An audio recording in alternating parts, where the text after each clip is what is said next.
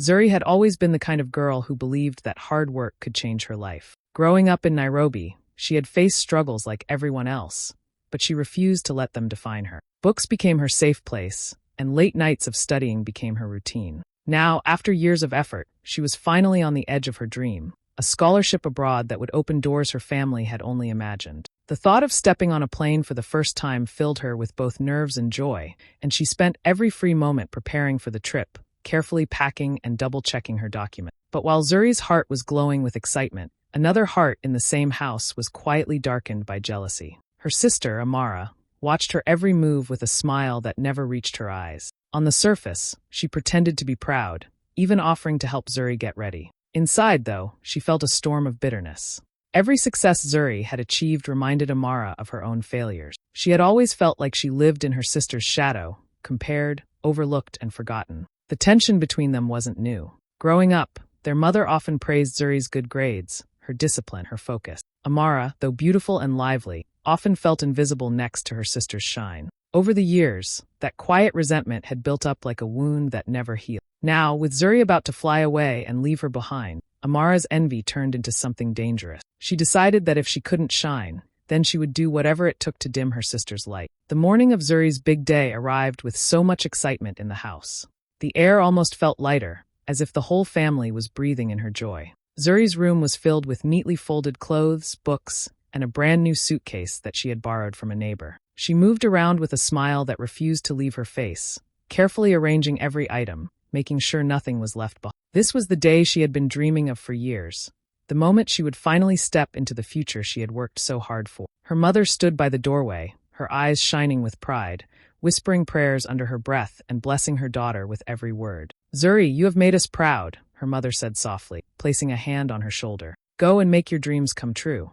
Zuri's heart swelled at those words. She hugged her mother tightly, feeling the love and warmth that had carried her through the hardest days. Amara, standing nearby, smiled sweetly, pretending to share in the joy. She offered to help fold Zuri's clothes, to zip up the bag, to check the small details. "You don't want to forget anything," she said, her voice light, almost playful. But behind that smile, her mind was racing. The jealousy she had carried for years burned hotter with every hug, every prayer, every proud glance their mother gave Zuri. It felt like knives cutting into her, reminding her that no one had ever looked at her the same way. When Zuri turned her back to fetch another stack of papers, Amara's chance came. Her hand slipped into the side pocket of the suitcase where Zuri had carefully placed her passport. In one quick move, she pulled it out and tucked it into her own bag. Her heart pounded, but her face stayed calm, almost angelic. She even giggled, pretending to tease Zuri about overpacking. No one noticed a thing. The rest of the family still believed the sisters were inseparable. Their mother often told friends how blessed she was to have two daughters who cared for each other so deeply.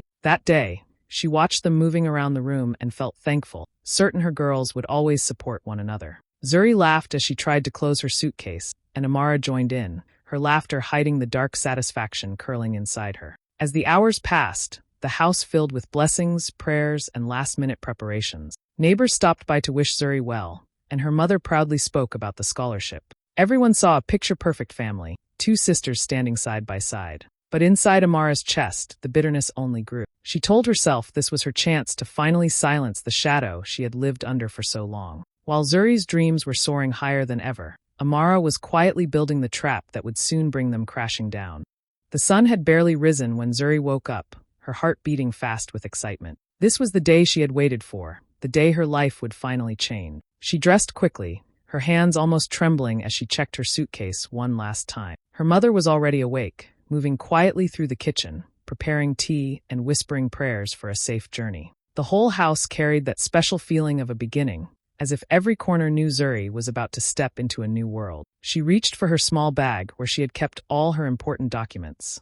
Her fingers brushed through the papers, the tickets, the letters. Then she froze.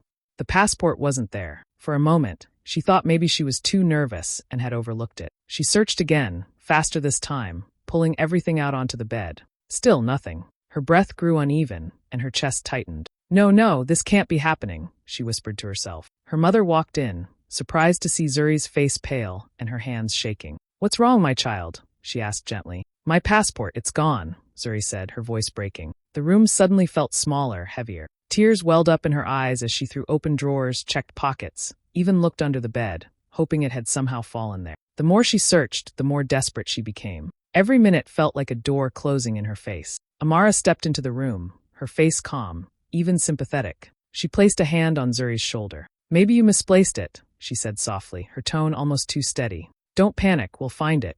She knelt beside her, pretending to dig through the piles of clothes and papers, while inside her heart she felt a twisted sense of triumph. Zuri, too overwhelmed to notice anything strange, clung to that small bit of comfort. "I swear I put it right here," she cried, pointing at the pocket of her suitcase. Her mother joined the search, opening every bag, shaking out every folded shirt, her lips moving in prayer. The room turned into chaos, drawers left open, clothes scattered, papers crumpled, but the one thing they needed never appeared. Minutes passed like hours. Zuri's hands were trembling so badly, she could barely hold the papers anymore. The thought of missing her flight made her stomach ache. Tears rolled down her cheeks, and her voice cracked as she whispered, "What if I can't go? What if I lose everything?" Amara hugged her gently, hiding the cold smile tugging at the corners of her mouth. "Don't give up," she said, though in her heart, she was already celebrating. For the first time, Zuri looked small, broken, powerless, and Amara felt the weight of her own jealousy finally lifting, replaced by a secret, cruel satisfaction. The morning that was supposed to mark a new beginning for Zuri now felt like the start of a nightmare. The clock kept ticking, and with every minute that passed, Zuri's hope slipped further away. Her suitcase was still open on the bed, clothes spilling onto the floor, papers scattered everywhere. She sat on the edge of the mattress with her face buried in her hands, her shoulders shaking. The flight time was getting closer, yet the passport was nowhere to be found. It felt as if the whole world was collapsing around her. She had worked for this moment for years, sacrificed sleep, fun, and comfort, only to watch it slip through her fingers in the cruelest way. Her mother knelt beside her, stroking her back, whispering words of comfort. "Don't cry, my child. Maybe we'll find it. Maybe it's hidden somewhere."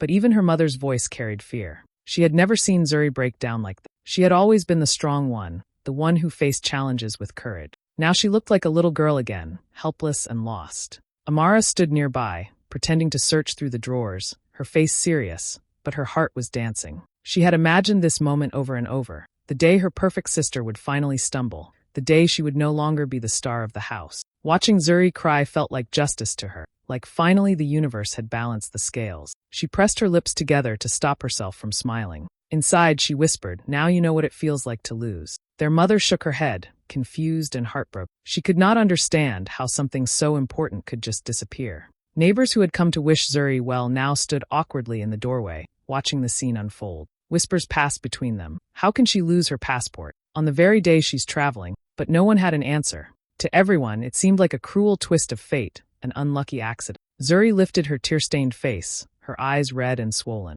"Mama, I don't know what to do," she said, her voice breaking. "This was my chance, everything I worked for, and now it's gone." Her words cut through the room like a blade. Silence followed, heavy and painful. Amara gently touched her shoulder, leaning close. "Don't blame yourself too much," she whispered, her tone sweet, almost soothing. "Maybe it just wasn't meant to be." Zuri nodded weakly, too broken to sense the poison hidden in those words. The house, once filled with joy and blessings just hours before, now carried an air of sorrow. Zuri's suitcase sat half-packed, like a dream interrupted. Her mother's prayers turned into cries, begging God to intervene, but time kept moving forward unforgiving. And while everyone else felt grief, only one person in the room carried secret satisfaction. Amara held her head high, her heart swelling with the belief that she had finally put Zuri in her place. For once, she wasn't the forgotten sister. For once, she was the one in control.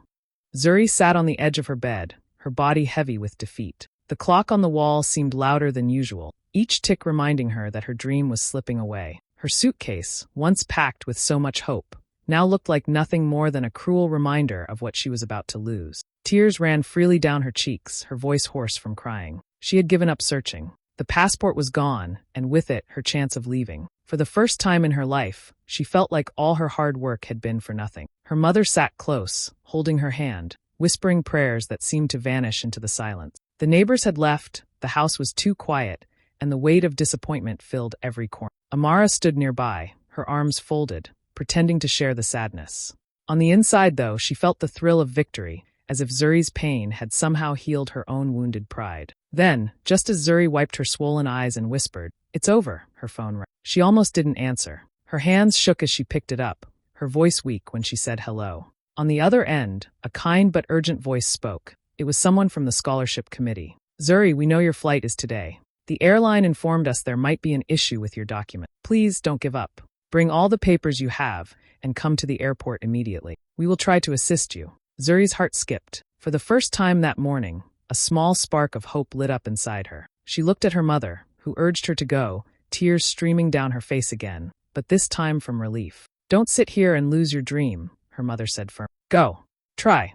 Even if it feels impossible." With trembling hands, Zuri zipped her half-packed suitcase. She knew she didn't have the one document that mattered most, but something inside her told her she had to try anyway. It was better to fail on the way than to sit at home and never know what could have been. Her feet felt heavy as she walked out of the room, dragging her suitcase behind her. She paused at the door, glancing around the house as if taking one last look at everything she loved. Her mother hugged her tightly, whispering blessings against her hair. Amara stepped forward too, wrapping her arms around her sister, though in her eyes was a hidden fire of unease. This wasn't the ending she had imagined. Zuri wiped her face, took a deep breath, and stepped outside. The air was cool, the morning sun rising higher, almost as if the world was daring her to keep going. With no passport but with courage holding her up, she left for the airport, her heart heavy but still alive with the faintest glimmer of hope. The airport was buzzing with life when Zuri arrived, dragging her suitcase behind. Travelers hurried past, their laughter and excitement filling the air, but for her, every sound felt distant. Her chest was tight, her steps heavy, yet she forced herself to keep moving. She had promised her mother she would at least try, even without her passport. Deep down, though, she knew the truth. No one boards a plane without that small blue booklet. Still, she walked to the check-in desk, clutching her folder of documents like it was her last lifeline. The woman at the desk looked up with a polite smile. "Good morning. Passport, please." Zuri swallowed hard, her throat dry. I don't have it," she said softly, sliding her scholarship letters and ticket across the counter. "Please listen. It's missing. I worked so hard for this scholarship, and if I don't get on this flight, I'll lose everything. Is there anything you can do?" Her voice cracked at the end, tears welling in her eyes. The attendant's smile faded. She glanced at the papers, then back at Zuri. "I'm very sorry," she said gently but firmly. "You cannot travel internationally without a valid passport. It's the law.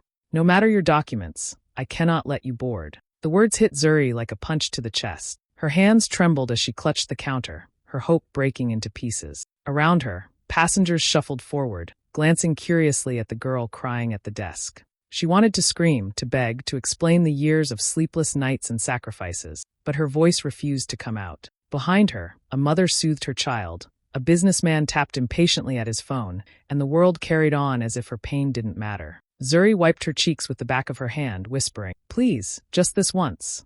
But the attendant only shook her head again, looking away as if she couldn't bear to watch the young woman crumble in front of her. Zuri stepped aside, her suitcase rattling against the floor. She stood there, frozen, her mind screaming that it was all over. The dream she had nurtured for so long had died in the middle of a crowded airport, with strangers watching. She pressed her palms together, silently begging God for a miracle. And then, just as despair was about to swallow her completely, a loud, urgent voice filled the entire terminal. "Attention, passengers!" The announcement boomed through the speakers. "Will Amara Kalu please report immediately to security? Amara Kalu, you are requested to return the stolen passport at once." The words echoed across the busy hall. Heads turned. Murmurs spread like wildfire. Zuri froze, her tears catching in her throat. "Stolen? Passport? Amara?"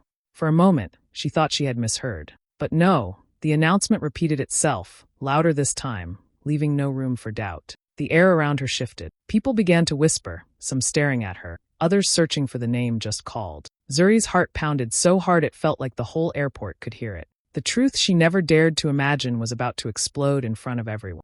The announcement echoed again through the airport. "Passenger Amara Kalu, please return the stolen passport immediately." The words felt like thunder rolling through the terminal. Zuri's breath caught in her chest. She stood frozen, gripping the handle of her suitcase so tightly her knuckles turned white. Around her, people had stopped what they were doing, their eyes darting around, searching for the face that matched the name. Amara, who had been standing a few steps behind, stiffened. For a split second, her confident mask slipped. Her lips parted, her eyes widened, and color drained from her face. She tried to compose herself quickly, but it was too late. Security officers were already making their way through the crowd, their radios crackling, their eyes fixed on her. Zuri turned slowly, disbelief written all over her tear-stained face. "Amara," she whispered, her voice trembling. It was as if her mind couldn't accept what her heart had already begun to realize. A crowd began to form, whispers spreading like fire. Did they say stolen passport?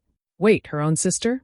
Oh my God! Phones appeared in people's hands, some already recording, others snapping pictures. One of the officers spoke clearly, holding up a tablet for everyone nearby to see. On the screen played a grainy video from the CCTV cameras inside Zuri's home that morning. The footage showed Amara casually reaching into the side pocket of Zuri's suitcase, her fingers pulling out the passport, her face calm as she slipped it into her own bag. The timestamp matched exactly. Gasps filled the air. Some people shook their heads, others murmured in disbelief. Unbelievable, a woman said, clutching her child's hand. Her own blood sister. Zuri felt her knees weaken. She reached for a chair nearby before she collapsed. Tears poured freely, but they weren't the same tears of hopelessness as before. These were tears of shock, of betrayal so deep it left her hollow. She stared at Amara, searching for an explanation, a denial, something. But Amara stood frozen, her face pale, her lips trembling, unable to speak. Miss Kalu, a security officer said firmly, stepping forward. Please hand over the passport immediately.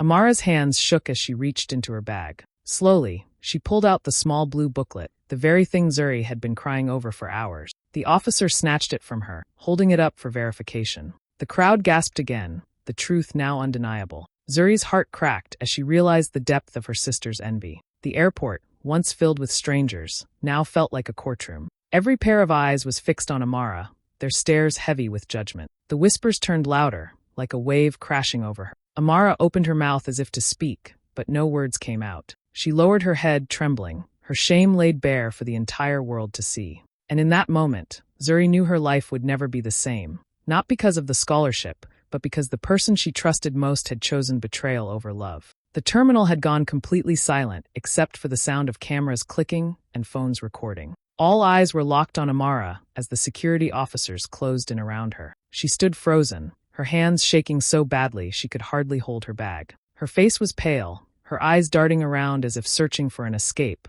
but there was none. One officer gently but firmly took her by the arm. "Come with us," he said. Amara's knees wobbled as she was escorted forward, her head hanging low. Whispers rippled through the crowd, sharp and cutting. How could she do that to her own sister? Someone muttered. What kind of jealousy is that?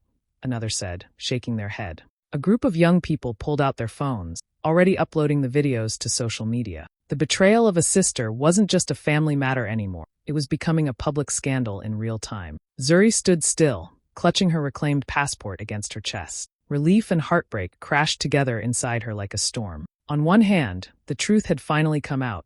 She hadn't been careless or forgetful. On the other, the person behind all her pain was her own sister, the girl she had grown up with, shared secrets with, laughed with. Now that bond was shattered in front of strangers. Her eyes followed Amara as she walked away with the guards, trembling, her shame written across her face. For a moment, Zuri wished the cameras weren't there. She wished this humiliation wasn't being captured for the world to see. But another part of her, deep, buried, and tired, felt vindicated. For years she had carried the weight of Amara's silent resentment, the cold stares, the subtle comments.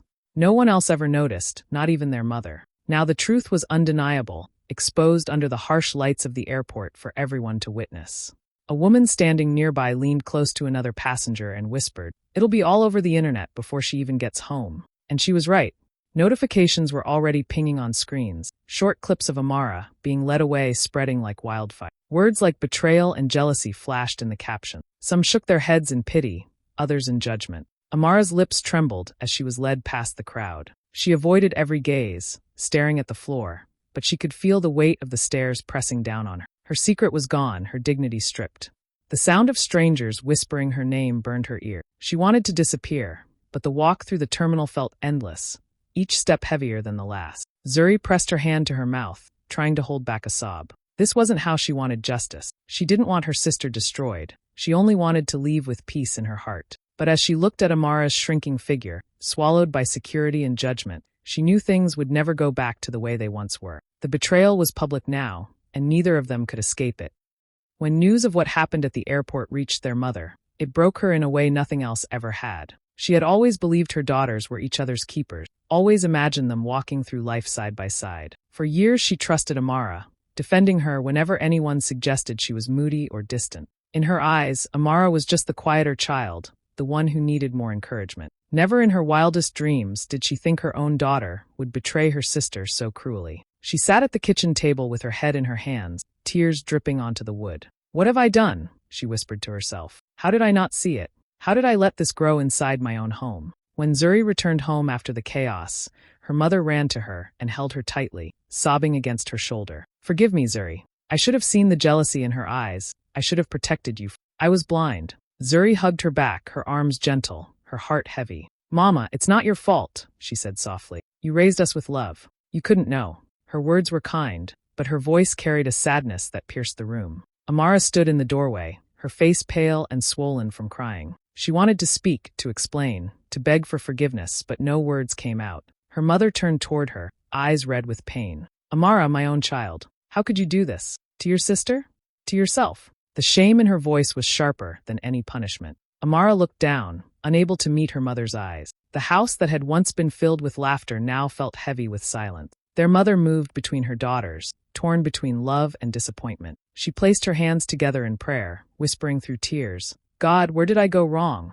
Zuri sat quietly, her passport resting on the table beside her. She glanced at Amara, but said nothing. Her silence spoke louder than words ever could. It wasn't anger, it was something deeper. Pain. Loss. A wound that forgiveness couldn't reach yet. She had always dreamed of leaving home with her sister's blessing, with her family whole and proud. Now she was preparing to leave with her heart broken. Their mother fell to her knees beside Zuri. Please forgive me, she begged again. I failed you both. I thought love alone would be enough, but I was blind to the envy growing between you. I let it destroy you.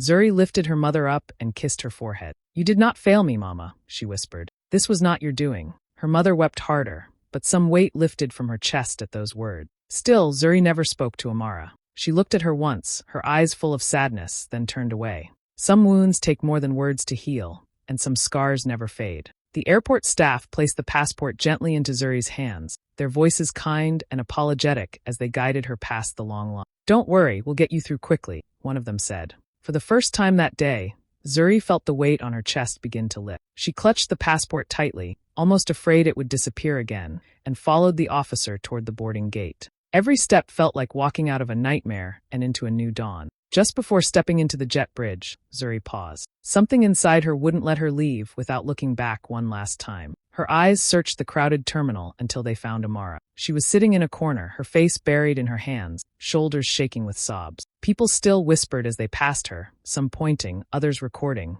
but she no longer tried to hide. Shame had swallowed her whole. For a long moment, the two sisters locked eyes. Zuri's gaze was steady, filled not with anger, but with a sorrow too deep to name. Amara's eyes begged for forgiveness, but Zuri turned away, her silence saying more than words ever could. As the plane lifted into the sky, Zuri pressed her forehead to the window and whispered to herself, No one can steal my destiny. Her voice was quiet, but her spirit felt stronger than ever. In the days that followed, Zuri stepped into her new life abroad, welcomed into classrooms and opportunities she had once only dreamed of. Back home, Amara faced the bitter weight of her choices, left to live with the painful truth that envy had cost her the one thing she could never get back, her sister's trust.